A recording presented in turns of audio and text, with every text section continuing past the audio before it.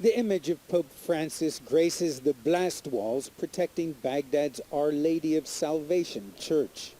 The message is of brotherhood, a facade perhaps, to the bitter memory of the worst ever massacre of Christians in Baghdad. Each one of these red squares represents the spot where somebody died in October 2010. A total of 58 people were killed in the attack. Terrorists from the Islamic State in Iraq, the precursor to ISIS, burst into the church during evening mass.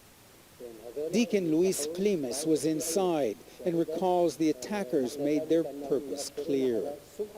Their intention was evil. It was to kill, he says. They considered everyone in the church an infidel, deserving of death. CNN's Ottawa Damon reported from the church in the immediate aftermath. When the attackers stormed in, half of the congregation came back here into this room trying to keep themselves safe.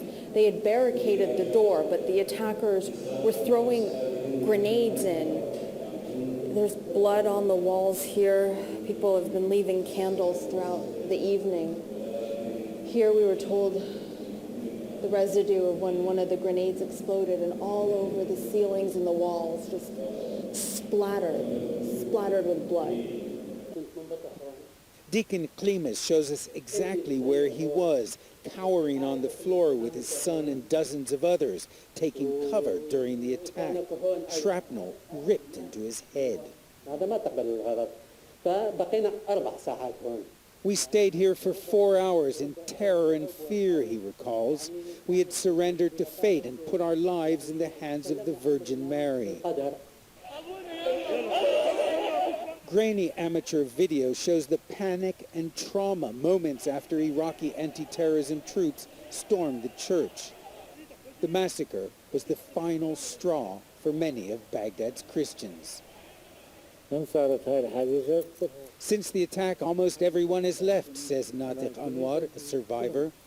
Before, Mass was held 3 times in the morning and twice in the evening. Now there's just 1 Mass a day. The specter of terror has receded for now, yet corruption, political paralysis, chaos, and perceived discrimination have left the Christian community desperate for help. We need someone to stand with us, says Deacon Climes, because we live in a jungle controlled by political monsters, a jungle in need of saints. Ben Wedeman, CNN, Baghdad.